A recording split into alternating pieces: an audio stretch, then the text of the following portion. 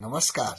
गाउँले मिडियाको प्रस्तुति ज्योतिष परामर्शमा तपाईलाई स्वागत छ। म प्रस्तुता कृष्ण प्रसाद लामिछाने तपाईलाई हार्दिक स्वागत नम्बर। प्रदीप मित्र ऋषि राणावाटका साथ ज्योतिष परामर्श लिएर तपाईको मोबाइल सेटमा हामी उपस्थित भइसकेका छौं। तपाई गाउँले मिडियालाई लाइक, कमेन्ट र सब्स्क्राइब गर्नु भने नबिर्सनुहोला।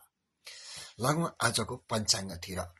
आज मिति विक्रम सम्वत 2082 साल पुष महिनाको 17 गते आज बिहिबार।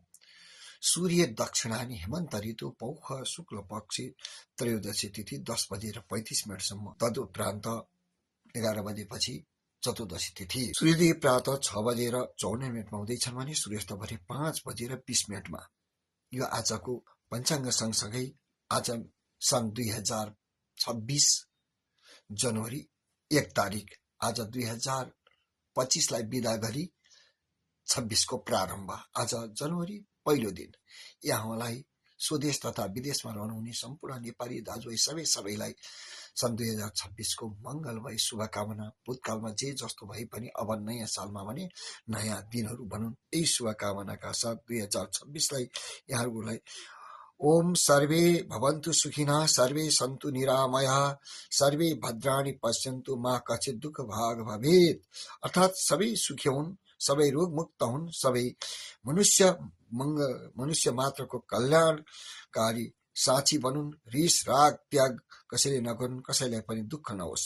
सन् 2026 को शुभकामना। सन् 2025 लाई बिदाई र सन् 2026 लाई स्वागत गरिँदै जीवनलाई अनुभव र सम्झनाको झोलाको रूपमा लिन सकिन्छ र हरेक वर्ष नयाँ अनुभव थपिन्छ र पुरानो वर्ष बित्छ र नयाँ वर्ष आउँदछ। यहाँहरू सबैलाई नयाँ वर्षको धेरै धेरै शुभकामना दिँदै अब आज बिहिबारको समय तालिका रहेको छ। प्रातः 6 बजेर 54 मिनटबाट 8 बजेर 12 मिनटसम्म शुभ समय रहनेछ भने 8 बजेर 12 मिनटबाट 9 बजेर 30 मिनटसम्म रोग बेला रहनेछ। 9:30 बाट 10 बजेर 41 मिनटसम्म उद्योग बेला रहनेछ। 10 बजेर 41 मिनटबाट 12 बजेर 10 मिनटसम्म चर बेला।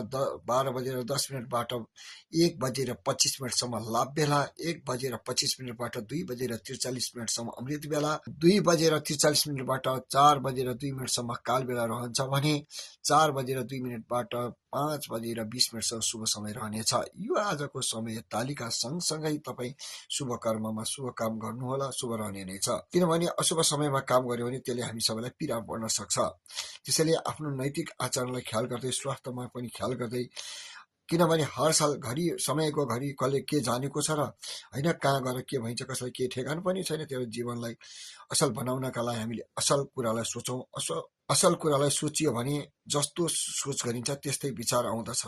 विचारद्वारा नै तपाईलाई भाग्यले साथ दिने हो।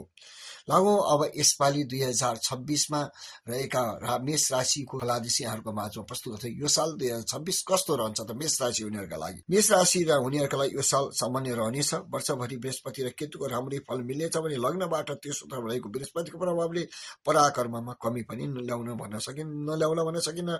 शनिको आद्य साढी साथीले भने दुःख नदिइराख्ला भन्न सकिन्न। वृष राशि हुनेलाई 2026 साल लाभप्रदै रहनेछ। यो वर्ष शनि र राहु गुरुको अनुकूल भएकाले आर्थिक पक्ष राम्रो रहनेछ भने राहु दशामा राहुले गर्दा धर्म कर्ममा मन नजाला। युवा वर्गलाई भने वैदेशिक यात्राको नवीन अवसर प्राप्त हुने योग देखिन्छ। मिथुन राशि हुनेहरूका लागि यो वर्ष 2026 हुनेहरूका लागि यो वर्ष राम्रै रहनेछ। अध्ययन अध्यापनको कार्यमा विशेष सफलताको योग छन् भने बृहस्पति राहु शनि र केतुको प्रतिकूल भएकाले अव्यय कला र पाप शक्तिमा भने प्रवृत्ति भइरहनेछन्। सरकारी कार्यमा भने विलम्ब नहोला भन्न सकिन्न।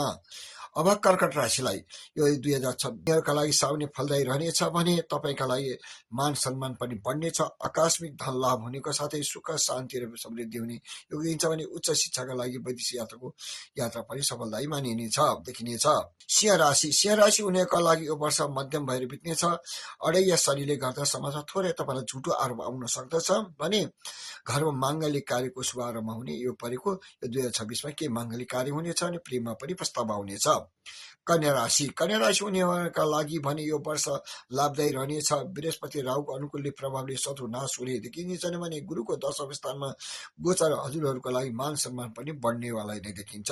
तुला तुला राशि उनीहरूका लागि यो वर्ष फलदायी रहनेछ। बृहस्पति र शनिको अनुकूलले प्रभावले अधुरा कार्यहरू पूरा हुनेछन् भने तपाईलाई आंशिक धन लाभ हुने योग परेको देखिन्छ। वृश्चिक राशि उनीहरूका लागि कार्यक्षेत्रमा समस्या नहोला भन्न सकिन। राज्यबाट समस्या र भोग विलासमा वाहनमा सुखी कमी हुनेछ भने बोलीमा भने कठोरता अपनाउन पर्ने देखिन्छ।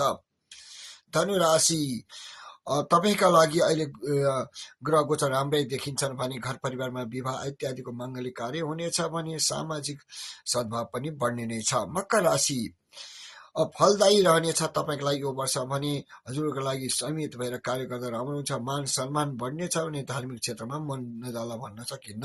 कुम्भ राशि उनीहरूका लागि यो साल राम्रै रहनेछ भने तपाईका लागि पञ्चमेश भन्नाले चाहिँ सरकारी जागिरमा भय नहोला भन्न सकिन्न। जग्गा जमिनको कारोबार नगर्दा राम्रो होला। र मीन राशि उनीहरूका लागि यो उत्तम रहेको छ भने तपाईलाई वैदेशिक यात्राको योग पनि परेको छ भने व्यापार पनि राम्रै होला र तपाईले बोलीमा भने समय उठाउँदै रहनु होला। फलादेशमा जे जस्तो भए पनि तपाईँ कर्म गर्नु, तपाईलाई भाग्यले साथ दिनेछ। र तपाईँ कुन यो ज्योतिष परामर्शलाई कहाँबाट हेर्दै हुन्छ, यो कार्यक्रम कस्तो लागिरहेछ, सल्लाह सुझावको अपेक्षा राख्दै आजको दिन यो सन् 2026 को 1 जनवरी 1 तारिकको हामीले वर्षभरिको फलादेश यहाँहरूको माझमा प्रस्तुत गर्यौं। तपाईलाई कस्तो लाग्छ? तपाईले आफ्नो सल्लाह सुझावलाई पनि तल कमेन्ट बक्समा गएर लेख्न नबिर्सुनुहोस् र तपाईँ चनाको भएर काम गर्नुहोस्। अवश्य सफल हुनुहुन्छ।